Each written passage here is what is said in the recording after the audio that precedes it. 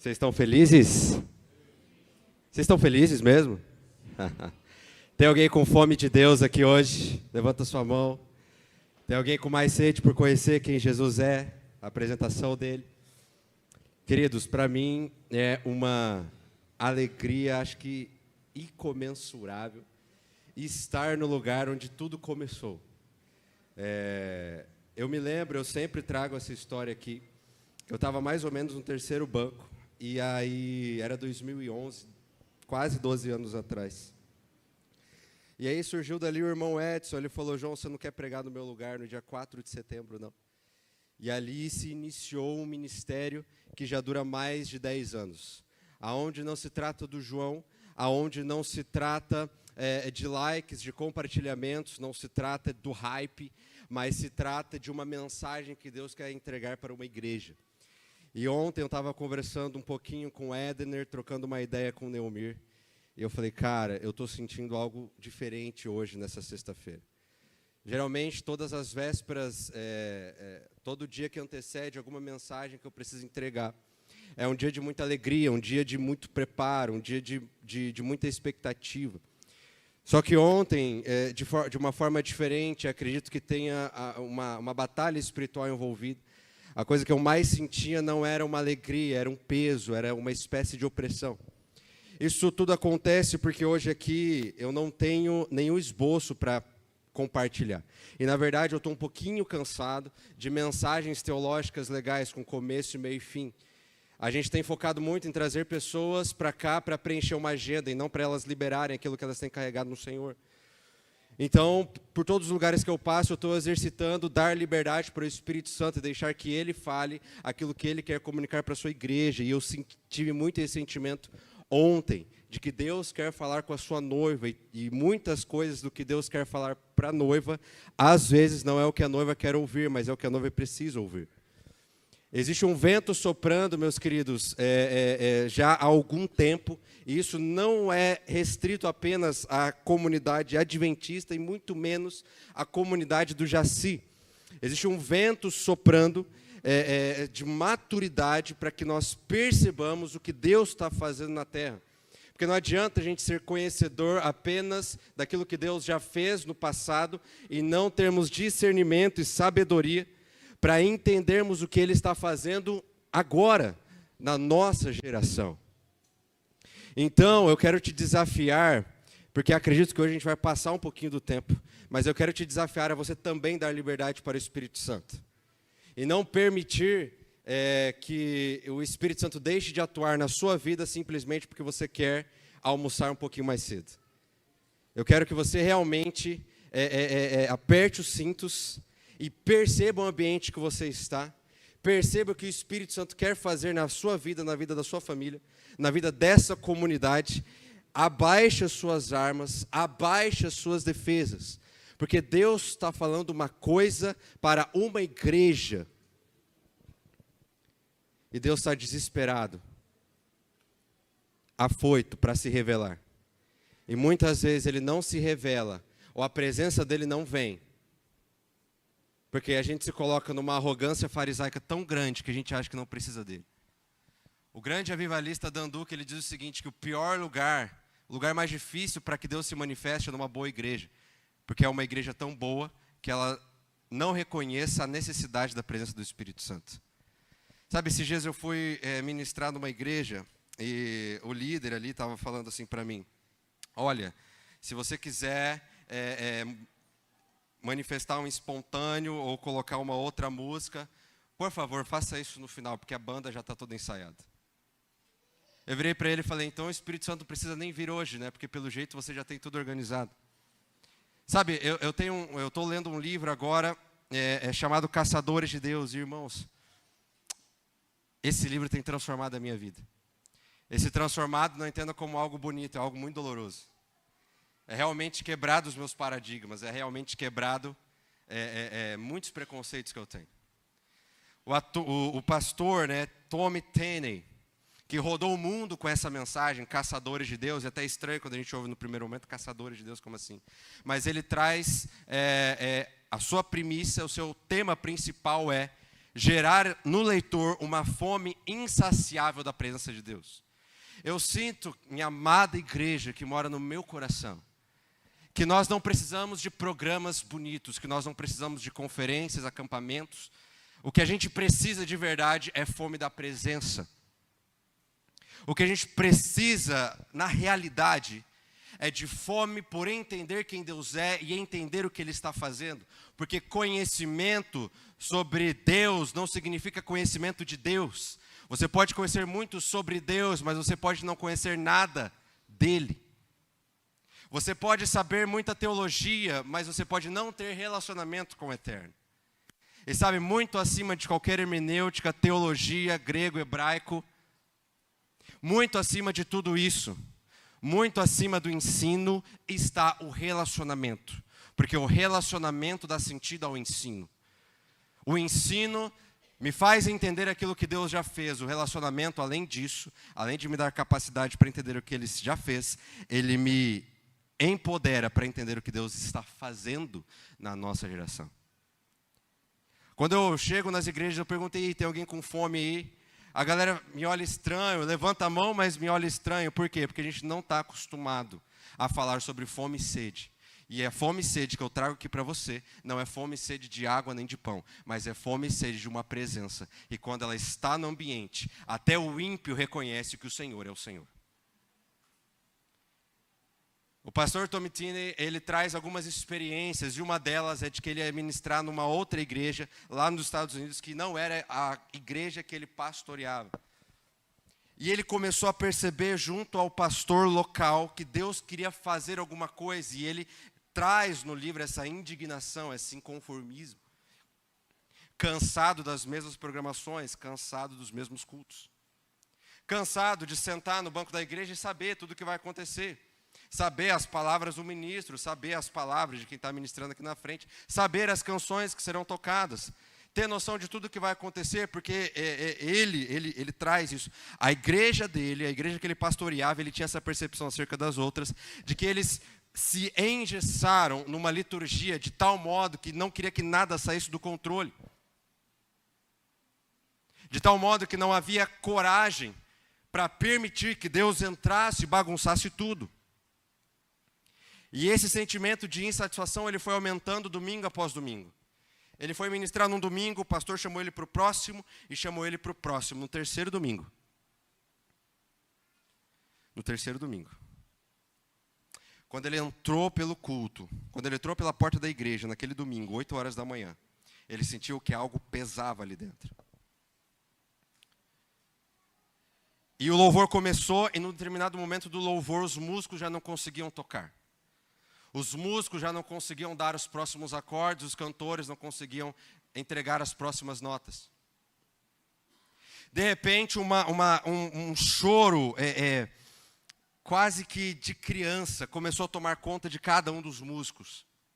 E sem ter ministro para falar para se ajoelhar, sem ter ministro para falar para erguer as mãos para o céu e cantar mais alto, toda aquela comunidade se ajoelhou.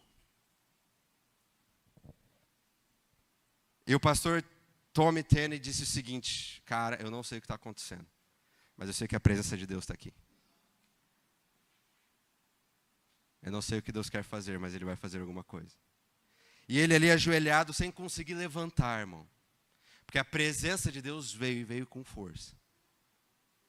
E as horas foram passando, ninguém conseguia subir na frente, aquela comoção, aquele sentimento de arrependimento não parava.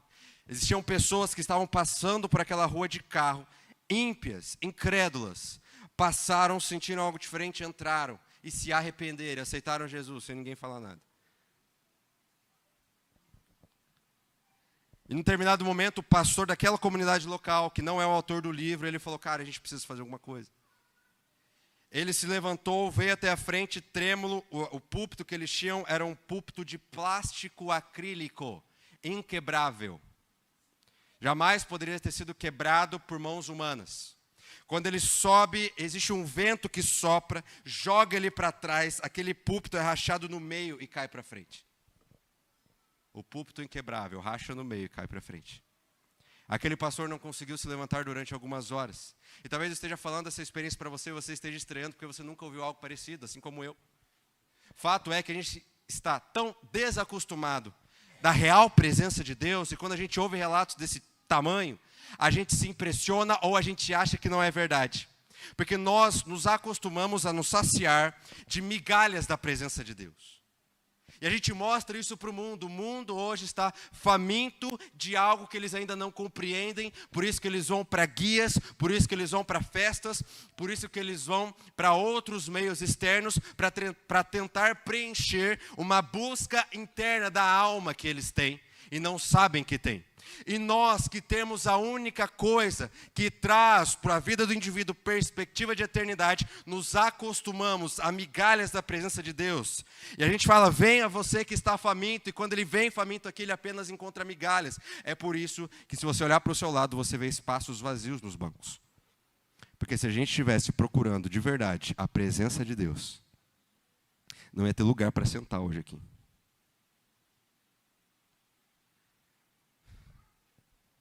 Se a gente estivesse mais preocupado em como nós podemos ter mais de Deus, ao invés do melhor horário para reunião, do melhor horário para ensaio, da melhor temperatura do ar-condicionado, porque acredite, eu já vi reuniões para discutir isso. Antes de ir para a escritura, existem algumas bordoadas que o autor dá nesse livro, eu queria compartilhar contigo. Uma delas diz assim para você e para mim: durante muito tempo a igreja tem conhecido apenas fatos sobre Deus. Falamos sobre técnicas, mas não falamos com Ele. Esta é a diferença entre conhecer alguém e saber sobre Ele. Mas calma aí que tem mais. Calma aí que tem mais. Durante muito tempo, nós humanos só permitimos que o Espírito Santo assumisse o controle até certo ponto. Basicamente, sempre que as coisas saem da nossa zona de conforto ou fogem um pouco do nosso comando, puxamos as rédeas. Paramos o véu do tabernáculo muitas vezes. Calma aí que tem mais. Nós nos tornamos tão igrejificados que temos a nossa própria forma de etiqueta educada e politicamente correta. Uma vez que não queremos ser muito radicais, alinhamos todas as cadeiras em belas fileiras e esperamos que os nossos cultos também se pareçam com filas igualmente retas e arregimentadas. Precisamos ficar tão desesperadamente famintos por Ele que literalmente esqueçamos as boas maneiras. Entenda com muita maturidade e temor aquilo que está sendo lido aqui. Porque esquecer as boas maneiras significa deixar de fazer as coisas como você sempre tem feito. Eliseu, ele, através de um milagre, entrega um filho para a mulher sunamita. 9 anos depois, aquele menino vai para o campo com seu pai, sente uma dor de cabeça e morre. E a mulher sunamita sai ao encontro daquele profeta que ela tinha pedido para não brincar com os sentimentos dela. E quando ela chega em frente ao profeta, o profeta pergunta: e como você está? Ela falou: como é que eu vou bem se eu pedir para você não brincar com os meus sentimentos? O meu filho morreu. E Eliseu faz da forma como ele sempre faz. Pega o seu manto, pega o seu cajado, entrega para o servo, pede para o servo lá. E aí Eliseu ouve a frase inédita no seu ministério, quando o servo dele volta e fala: não deu certo.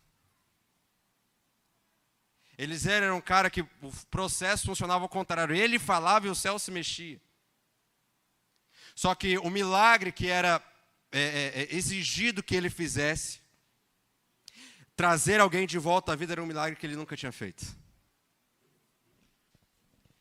E aí ele mesmo pega o seu cajado, pega o seu manto e vai fazer como ele sempre fez. E de novo, não deu certo. Até que ele percebe que era necessário fazer as coisas de uma outra maneira. Às vezes, para você acessar o novo de Deus, você precisa descer. Às vezes, para você acessar o novo de Deus, você precisa voltar. Deus está derramando algo novo sobre a igreja dele, só que a gente está tão arregimentado, enrijecido de fazer as coisas da forma como nós sempre fizemos, e quando Deus derrama algo novo, a gente não consegue receber. Por isso que Deus não derrama vinho novo sobre odres velhos. E odres velhos, no original, significa ascos palaios, que tem como significado inflexível, duro demais. Quando você deita vinho novo em odres velhos, o vinho novo se perde e o odre arrebenta também. Tem um texto que não está na Bíblia, mas diz assim: bem-aventurados os flexíveis, porque eles não serão quebrados. Deus está derramando algo novo sobre a igreja de Jesus, para que nós caminhemos em tanta maturidade que não seja preciso separar um sábado para falar o porquê que você tem que devolver dízimo e oferta. Isso é realizado no discipulado. Porque, irmão, vamos ser bem sinceros, o ato de doar e qualquer outra boa obra, ele vem da expressão de uma relação. Se eu não me relaciono com ele, entendendo quem ele é e o que ele significa para mim, então eu não vou entender o princípio, o porquê do princípio.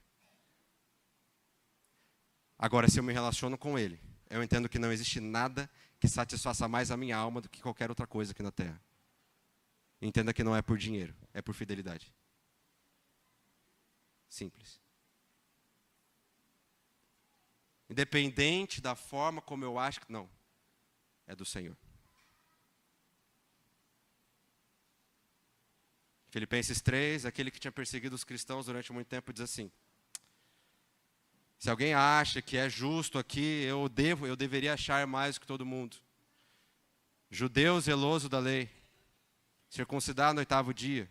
Mas sabe, eu pego tudo isso que eu achava que era bom, considero como perda se comparar a Jesus Cristo. E isso eu considero como esterco a fim de poder ganhar a Cristo. Paulo aqui estava ensinando que não existe nada que ocupe o lugar de Jesus, até o seu ministério.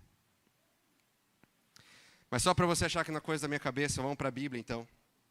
Quero que você abra aí no livro de Reis, segundo livro de Reis.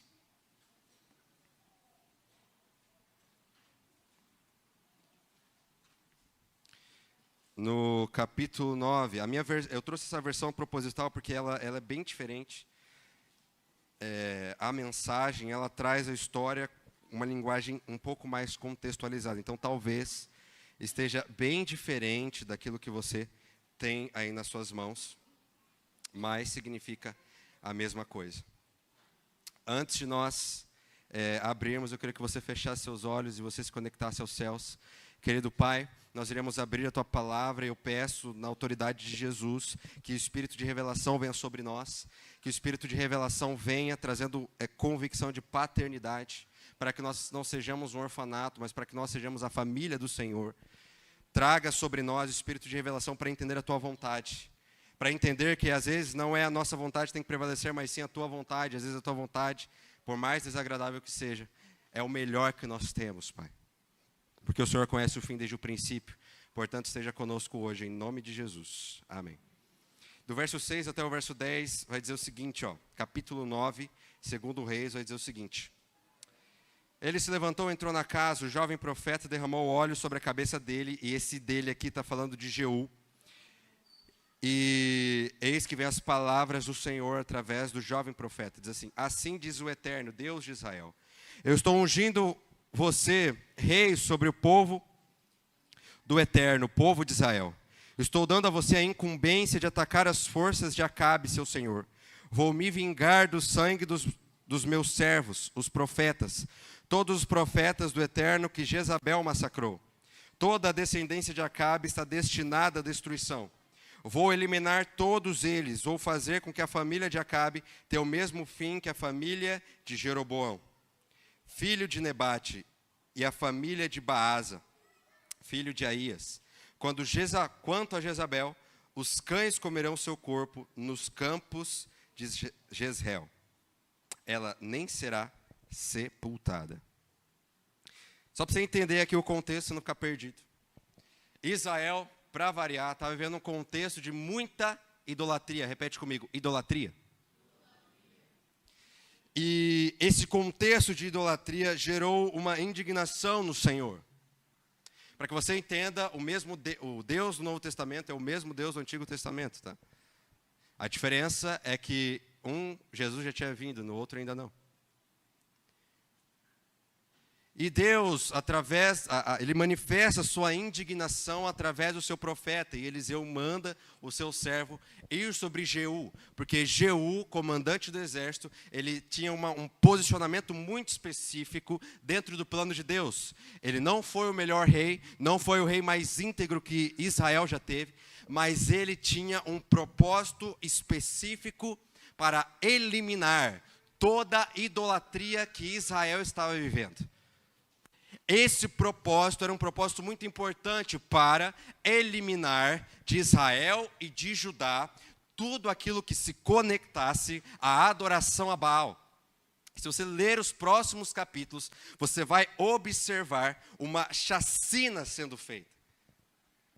É tão louca essa história que se você pegar e torcer essas partes da Bíblia, vai sair sangue. Porque começa uma matança generalizada. Ele mata o rei de Israel, mata o rei de Judá, mata todos os descendentes de Acabe, ele mata todos os profetas de Baal. E aí, então, por causa disso, Deus é fiel a uma promessa e promete que as 4 próximas gerações irão ocupar o trono. As 4 próximas gerações de Jeú, por mais que ele não tenha sido íntegro durante toda a sua vida, irão ocupar o trono. E você observa um zelo do Senhor em relação a preservar a verdadeira adoração e a extinguir a idolatria. O grande problema é que quando nós vamos para essas histórias do Antigo Testamento, a gente imagina que a idolatria, ela está distante de nós. Porque hoje nós não adoramos imagens, nós não levantamos altares. Mas eu quero te dizer que a nossa geração é tão idólatra quanto a geração do passado. O problema é que nós não levantamos altares físicos, mas nós colecionamos altares no nosso coração. E isso é muito pior, por quê? Porque é algo que não é visível. É algo intrínseco, e se essa mensagem tivesse um tema, o tema seria derrube os altares. Porque ao longo da nossa vida, pela nossa necessidade de adoração e falta de entendimento de quem Deus é, nós acabamos colecionando altarezinhos de adoração. Se você não consegue viver sem seu celular, aquilo se torna o seu ídolo. Se você não consegue viver sem uma determinada pessoa, cônjuge, esposo ou esposa, ele se torna o seu ídolo. Se você não consegue viver sem seu filho, se tornou seu ídolo. Ellen White escreve, a escritora norte-americana escreve, acerca dos motivos pela qual Deus fez aquele pedido para Abraão. Sabe qual era o principal motivo? Isaac estava se tornando o ídolo para Abraão. Por que nós falamos até hoje de Jó? Porque Jó perdeu tudo, e quando ele perde tudo, ele se dobra e se prostra e diz, eu sou um adorador. Pessoas que tinham um único alvo de adoração, como o Senhor. A carreira não era tão importante assim, quanto o Senhor. Entenda, tudo que eu estou falando é extremamente importante. Agora, quando eu comparo com Jesus, uma escolha deve ser feita.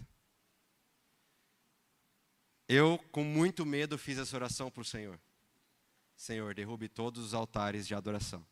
Todos. Eu dou liberdade para o Senhor vir e derrubar tudo que tem de adoração na minha vida.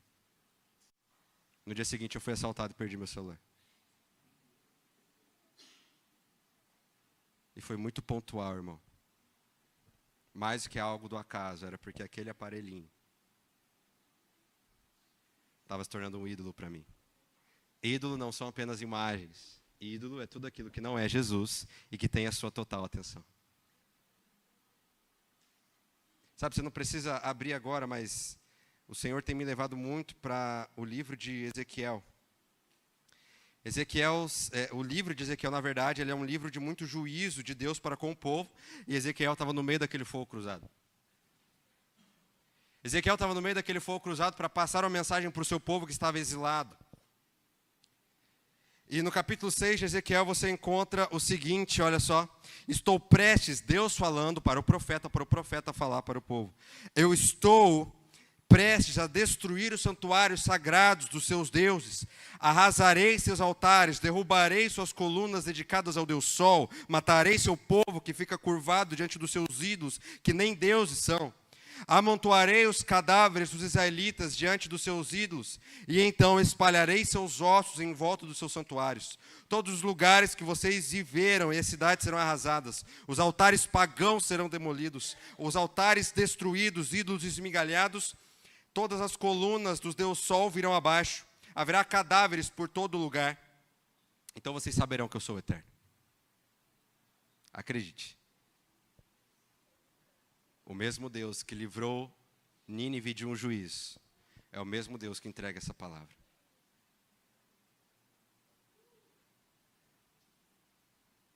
E não é só deixar de adorar ídolos, porque o ídolo, meu irmão, ele pode até estar dentro de uma igreja. Quando o meu ministério, ele é a coisa mais importante para mim, ninguém pode tirar isso de mim, isso se torna o meu ídolo. Tem gente que não pode ficar sem cargo, que muda para uma outra igreja e já quer cargo, e se ele não ficar sem cargo, ele sai daquela comunidade, e isso significa que o coração desse indivíduo está no lugar errado, porque ele não está em uma comunidade para compartilhar aquilo que o Senhor tem feito na vida deles, nem para adorar o Senhor. Ele está numa comunidade por status, e hoje no mundo evangélico, cristão, e principalmente adventista, é muito fácil isso acontecer. Cultos que não são para o Senhor, são para o nosso próprio ego. Sabe, em Amós capítulo 5, a partir do verso 21, você não precisa abrir, mas Deus vai falar assim para o seu povo: eu estou cansado do culto ao ego de vocês. Essa versão fala isso, é intrigante. Eu estou cansado das reuniões sabáticas. Essa é a expressão que ele usa.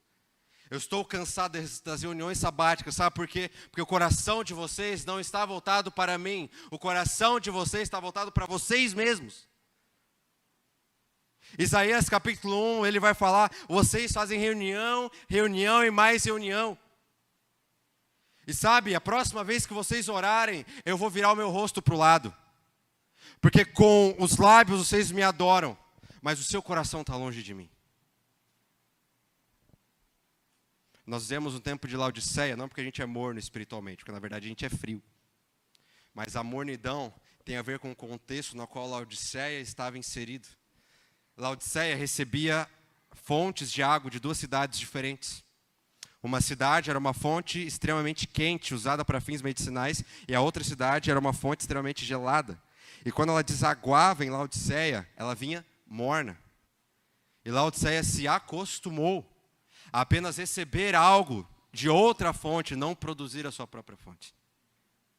Nós nos acostumamos e vivemos na geração do streaming, onde eu sento no banco da igreja, sento no sofá de casa e eu seleciono qual é a melhor música, qual é a melhor banda, melhor cantor, melhor pregador, e eu sento e assisto o que está acontecendo e não me deixo ser ativado por aquilo que está sendo ministrado aqui na frente. Eu não desenvolvo meu próprio sacerdócio em casa.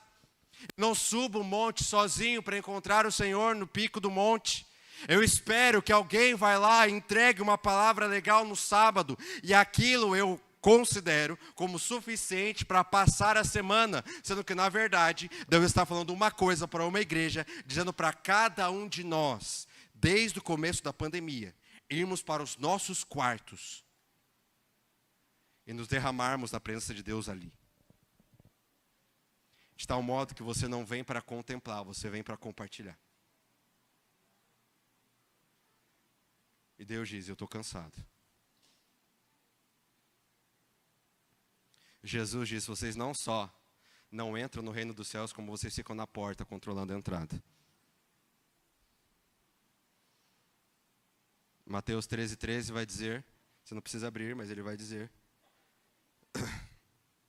vocês veem e vocês não enxergam, vocês ouvem e vocês não escutam, por isso que eu ensino através de parábolas. Deus está falando uma coisa para uma igreja. E a gente não está ouvindo. Existe um vento soprando por Campo Grande, pelo Brasil. Existem várias palavras acerca do Brasil, como um celeiro de missionários, como um celeiro de revelações do céu. Mas nós estamos preocupados em qual comentário eu vou tecer na escola sabatina para todo mundo achar que eu estudei. E se você tem mais tempo de igreja, você sabe exatamente o que eu estou falando. Nós estamos mais preocupados com a roupa nova que eu vou usar no culto e menos preocupados em me oferecer como um sacrifício vivo aos céus. Que a minha vida seja um sacrifício, que eu morra para a minha carne todos os dias. Porque a pergunta que nós nos acostumamos a fazer, ou as perguntas pode isso, pode aquilo outro. Pode bateria, pode calça, pode tatuagem. E essas perguntas revelam uma essência que é o quão longe eu posso ir. Sendo que a pergunta certa deveria ser o quanto que eu posso morrer para mim mesmo. O quanto que eu posso me oferecer em sacrifício. O quanto que a minha carne pode morrer para que Jesus viva em mim. Para que tenha mais de Deus e menos de mim. Eu vivo por aí como um vivo morto. Apenas cumprindo a vontade do meu Pai. Porque às vezes você pode estar dentro de uma igreja completamente perdido. Achando que fazendo coisas para o Senhor, fazendo coisas para Deus, a sua vida espiritual está tudo bacana, está tudo ok. E você não entendeu que a sua relação com o Senhor não é baseada naquilo que você faz, é baseada naquilo que Ele fez. E aquilo que Ele fez é que causa em mim a força motriz para eu me mover. Porque agora eu não faço por likes, eu não faço por compartilhamentos. Eu não faço pelo hype, eu não faço pelos aplausos. Eu não faço pelo tapinha nas costas. Eu faço justamente porque o Senhor está mandando eu fazer, independente se eu vou ser criticado ou não. E o que você mais tem hoje é pessoas, homens, mulheres, ministros, pregadores, pastores, fazendo as coisas pelo hype, não fazendo porque Deus está mandando. Porque Deus está mandando jogar as redes do outro lado, a gente está insistindo em fazer as coisas da mesma forma, porque é o que deu certo até hoje. Davi, ele tinha exata noção do que ele tinha que fazer com aquele gigante, aí Saul chega para ele e fala, não, você vai usar minha armadura. E quando eu falo isso, a galera, a gurizada, né, os jovens falam, é isso mesmo. Só que a gente se esquece que Davi usou a armadura. Só que todo mundo viu que a armadura não servia mais para aquele contexto. Ele, de forma muito humilde, usou a armadura. Mas todos perceberam que a armadura não era para ser usada naquele contexto. E aí Saul, em outras palavras, falou, vai lá, guri, faz do teu jeito. O resultado é que Israel foi liberto. E Davi foi considerado homem segundo o coração de Deus, não porque ele fora perfeito, mas porque ele percebeu a única coisa que satisfaz, e essa coisa é a presença. De tal modo que na caravana, os coatitas colocavam e carregavam a presença de Deus no ombro. 6 passos. No 6º eles paravam. O número 7 tem a ver com o Senhor, perfeição. O número 6 tem a ver com a nossa imperfeição. Não é à toa que era no 6º passo. Porque o 6º passo representa a nossa limitação como seres humanos.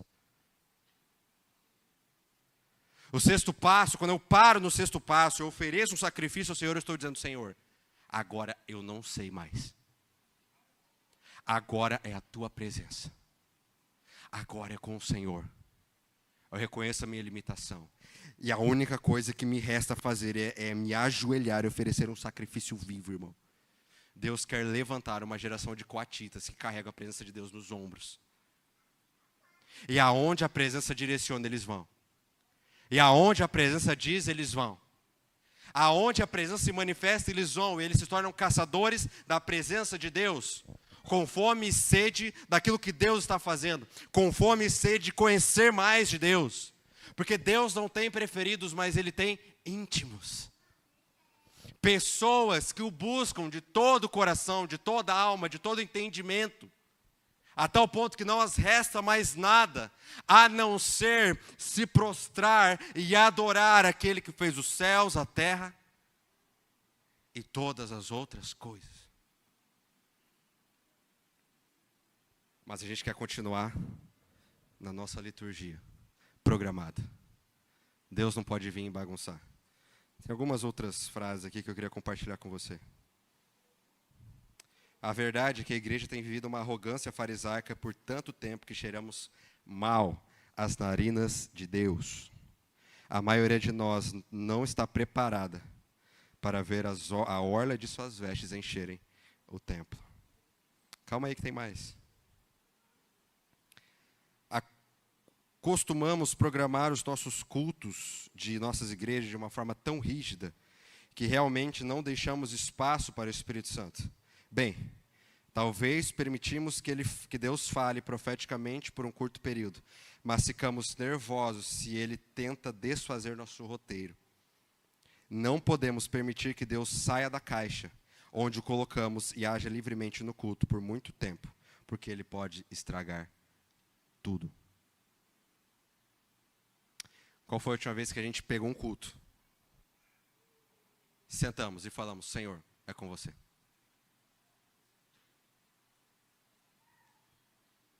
Faço parte dessa comunidade há não sei quantos anos. Te digo, nunca vi isso acontecer. E isso não vem como algo condenativo, vem como algo redentivo. Para que a gente acorde para a vida. Para que a gente acorde e perceba o contexto no qual a gente está vivendo. Nos nossos países vizinhos, o aborto foi liberado, irmão. Independente da situação. De igual modo, porque não adianta só lutar contra uma causa, não tem que oferecer uma solução. De igual modo, órfãos nas filas de espera há anos. E se cada igreja no Brasil adotasse o problema de orfandade acabava.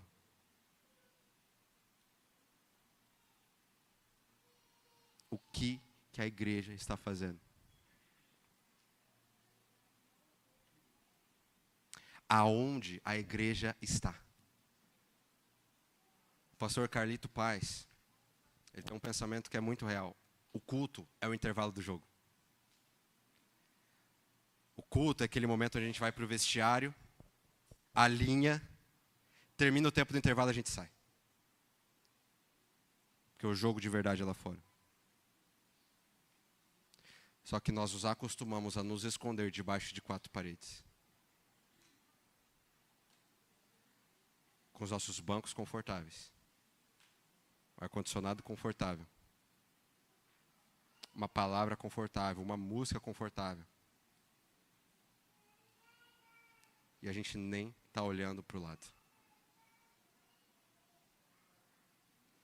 Quando vem alguém mais necessitado, em direção ao nosso carro, a primeira coisa que a gente faz é fechar o vidro.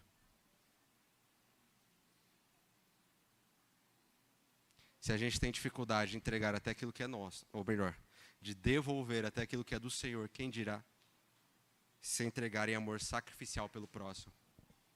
Porque a igreja é onde você vem se relacionar e se entregar pelo seu próximo. Não é um lugar onde você vem para ter uma experiência e satisfação pessoal. O nome disso é supermercado. Um monte de gente junta, cada um buscando aquilo que quer. Igreja não é assim. Então, se a gente não sabe nem viver como família, quem dirá olhar para o outro como um filho desgarrado e não como alguém que é inferior a nós? Vestimos os nossos belos trajes, colocamos a nossa capa de bons cristãos e viemos aqui fazer a nossa pose, fazer a nossa cena. Amanhã de manhã, a lição não é aberta e muito menos a Bíblia. Os joelhos não se dobram. Segunda-feira, mesmo esquema. A desculpa é o tempo. Isso tudo porque as nossas vidas são preciosas demais. Eu adoro essa expressão. As nossas vidas valem muito, irmão. De tal modo que eu não posso acordar 1 hora mais cedo. De tal modo que eu não posso dedicar tempo para aquele irmão que está interessado em aprender da Bíblia.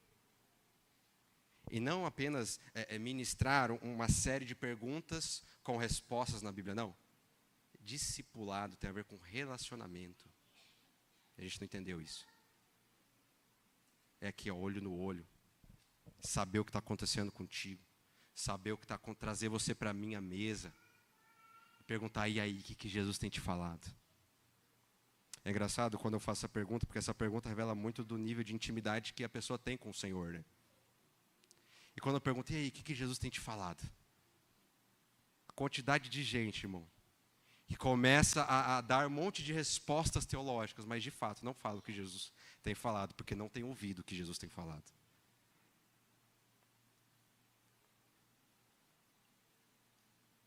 Deus está falando uma coisa para uma igreja, dizendo para nós acordarmos.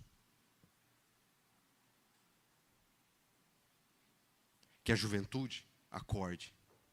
Que as gerações passadas acordem. Não pense que é o momento de você parar e simplesmente assistir, porque você já viveu demais. Porque a tocha de avivamento, ela é geracional. A tocha de avivamento, ela depende de Josué no campo de batalha, Moisés, Arão e Hur com as mãos estendidas para os céus. Enquanto estes mantiverem as mãos estendidas, Josué ganha a guerra. Agora, a partir do momento que a geração passada abaixa os braços e deixa de compartilhar a sua experiência com aquele que está lá no campo de batalha, aí Jesus não volta, porque o Maranata, ele não é apenas um clamor, mas o Maranata, ele é um comportamento, aonde eu não apenas aguardo, mas eu apresso com o meu estilo de vida o retorno de Jesus. Eu não espero um sábado no ano para realizar aquilo que nós chamamos de evangelismo, sendo que na verdade é só pegar um livro e colocar na caixinha de correio, sem nem se relacionar ou conhecer a pessoa que está recebendo aquele material. Mas evangelismo não se torna um departamento de uma igreja, aonde tudo que há de missão eu terceirizo para o departamento, mas eu vivo uma vida pautada em pregar o evangelho que te tirou da lama e que te salvou.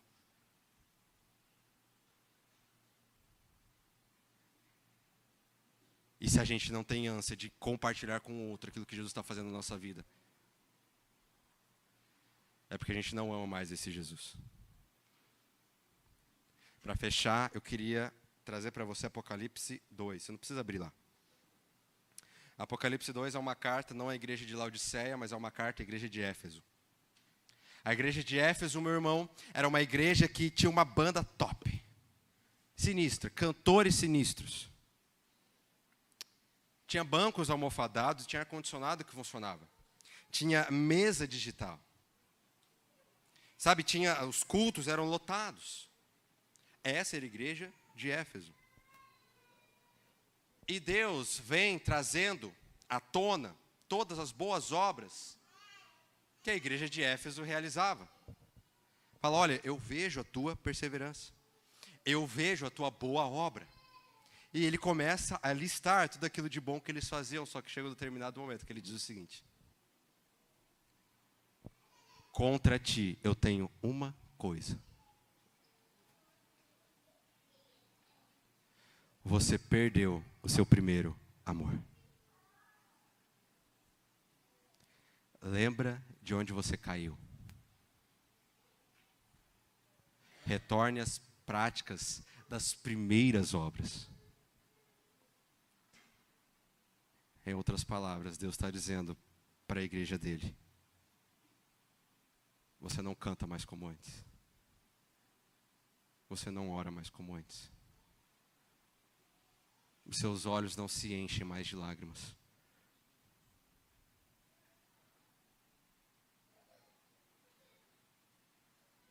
Você não se encontra mais comigo.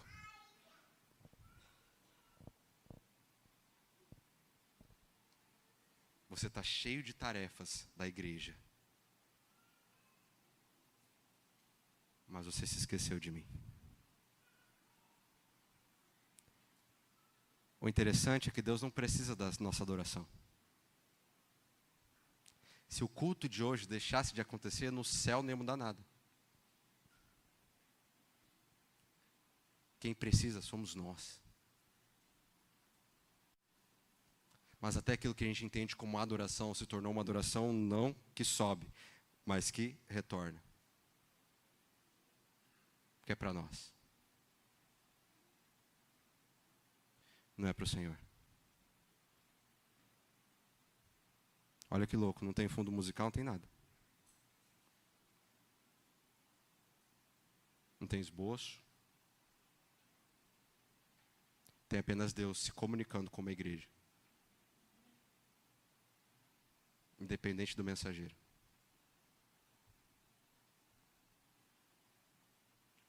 Deus está falando uma coisa para uma igreja. E hoje você tem a escolha de tomar parte ativa nisso ou continuar do jeito que você está. Do jeito que você está, é confortável. Do jeito que eu estou, é confortável. É confortável, irmão. É confortável ter lá todos os dias preenchidos do relato, dos apontamentos da escola sabatina e achar que está tendo comunhão. Confortável demais. Agora, colecionar na memória cada experiência que você teve no seu quarto. Trazer isso à tona para a sua família. E liderar a sua família como sacerdote do seu lar. Estabelecendo o ritmo espiritual da tua casa. Aí é que é o B.O. Estabelecer o ritmo espiritual. Desenvolver sacerdócio. Tem a ver com morrer para a sua própria carne. Tem a ver com derrubar os ídolos do seu coração. Me arrisco a dizer que derrubar os ídolos do coração é muito mais difícil que derrubar um altar físico. O ídolo do coração tem a sua base está colada na sua carne. E todas as vezes que um ídolo é arrancado, um pedaço da sua carne sai junto. Por isso que dói. Mas quando você se submete à vontade do Pai, até determinados programas de TV você vai ter que parar de assistir. É um caminho sem volta para um nível muito superior de intimidade, de milagres, de sobrenatural na sua vida.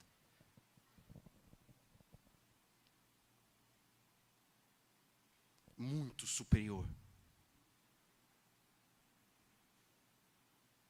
Sabe, eu e a Nadine, a gente tem estado em crise desde que a gente voltou da missão. Em crise, porque ali a gente viveu experiências maravilhosas, irmão. Incríveis com a presença de Deus. Não porque nós temos algo de especial, mas simplesmente porque a gente escolheu se submeter. E doeu muito, e ainda dói. E quando a gente volta, e a gente meio que sai daquele ambiente, não sai da memória e da cabeça, que existe algo muito mais profundo que a gente não está acessando. Existe um nível de relacionamento que você não tem ideia. Uma sequência de milagres que você pode viver todos os dias que você não tem ideia. Um nível de ouvir a voz de Deus, uma sensibilidade ao mover do Espírito Santo tão grande que você não tem ideia. E quando a gente sai desse nível mais profundo, vai para o nível mais alto, a nossa cabeça explode. Porque você quer o tempo todo voltar. Voltar. Voltar às práticas, às primeiras obras. E tem uma coisa que Deus tem protegido muito. É o nosso primeiro amor.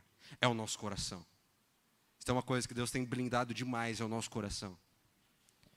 Sabe, o grande desafio hoje aqui é você permitir que Deus blinde o seu coração contra o hype, contra aquilo que está dando certo, contra o sucesso, contra os likes, contra os compartilhamentos. Contra aquilo que deu certo no passado, para que você se abra para o novo de Deus e perceba que o caminho para cima, na verdade, é para baixo. Porque Êxodo capítulo 19 e 20, você percebe um povo terceirizando algo que jamais deveria ter sido terceirizado. E o sacerdócio levítico só veio à existência porque aquele povo pegou algo que deveria ser deles e terceirizou para Moisés, e disse assim: Moisés, vai você no nosso lugar. Porque se Deus falar com a gente vai morrer, só que nós, da mesma forma, olha para o pastor, para o ancião, para o líder e fala: vai você. E aí você vai lá, desce, traz aqui, prega para nós aqui, canta para nós aqui, morre lá sozinho. Porque no fundo, a gente sabe que todas as vezes que a gente sobe no monte, alguma coisa dentro de nós vai morrer. E isso dói, irmão. Desculpa, mas quem falou que evangelho é algo fácil? Desculpa, mas mentiram para você. Ele diz: venha do jeito que você está, mas tem um outro texto que diz: para vir após mim, pega a tua cruz e me segue. Mas eu te digo, mesmo com a cruz, mesmo com o jugo, mesmo com a responsabilidade, não existe nada, ministério, igreja, departamento, relacionamento, bens materiais, nada que me satisfaça mais do que estar debaixo da presença do Senhor. Não existe nada, cara. Nosso grande problema são os nossos olhos secos, que não derramam lágrimas há muito tempo, que não se emocionam ao lembrar do que Jesus fez, do que Jesus faz, que não se entregam para a relação, que não se permitem ser usados e moldados. Eu percebo de fazer algo um pouquinho diferente agora. Não é uma oração, é uma ministração. A gente vai ter uma música final.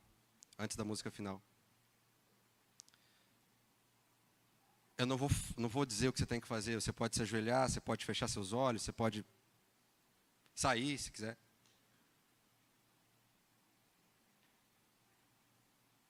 Mas nós iremos nos conectar com o coração do Senhor. Como a gente vai fazer isso, eu ainda não tenho certeza.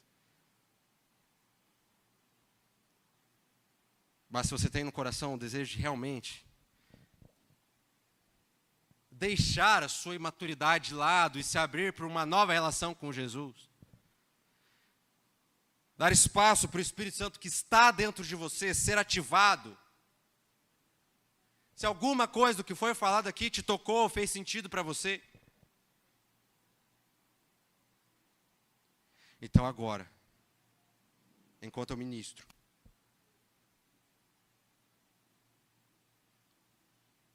você pode fechar seus olhos, você pode dobrar os seus joelhos, mas diante da presença não fique sem fazer nada.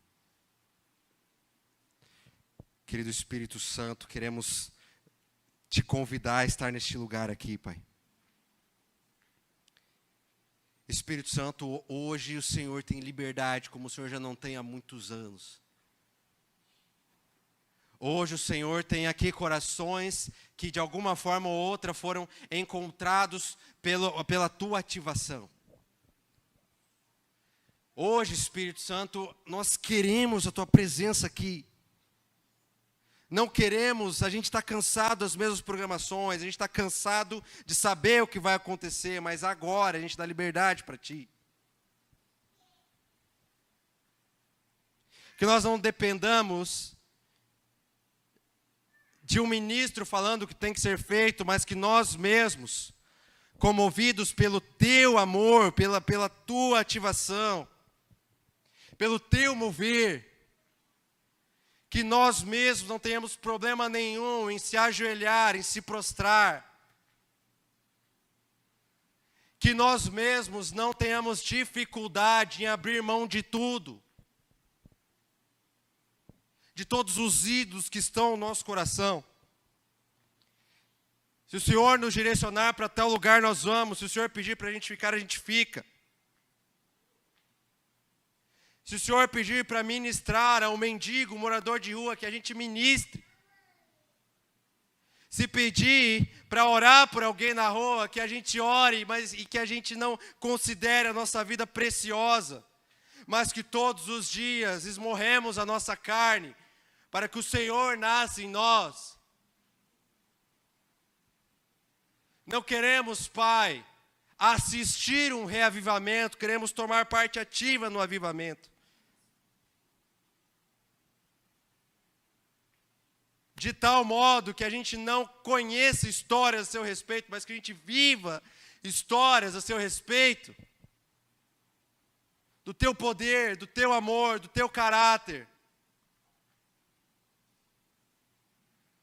Pai, a única coisa que a gente busca, que a gente quer, que a gente não se sacia, é a tua presença, Pai. Espírito Santo tem liberdade para vir até este lugar. Comova os corações. Invada as casas aqui representadas, invada os lares. Conecte relacionamentos conjugais destruídos. Conecte a adoração de uma boa aparência. Traga de volta a essência. Traga de volta aquilo que a gente perdeu, o primeiro amor. Traga de volta, Senhor, por favor. Que esse não seja apenas mais um culto, mais uma agenda. Que não seja apenas mais uma canção, mas que seja uma verdade. Que não seja uma encenação, que seja algo que transforme a nossa vida. Que nos dê uma perspectiva de eternidade, não uma expectativa de futuro. Que traga para nós a maturidade que a gente precisa, Senhor. Maturidade que a tua igreja precisa. Maturidade que a noiva precisa. Porque o Senhor quer fazer algo e a gente que não está deixando. Existe um projeto no céu para esse bairro, para essa cidade, a gente não está te atrapalhando. Mas que hoje nós como igreja e como indivíduos, que a gente tome a decisão de não te atrapalhar mais. De não apagar o espírito, mas que a gente se submeta de tal modo que o Senhor não tenha restrições em usar, em nos usar. Por favor, Pai. A gente vai ouvir um hino agora. Você pode continuar do jeito que você está, você pode... Sei lá, irmão. Faz o que o Espírito mandar.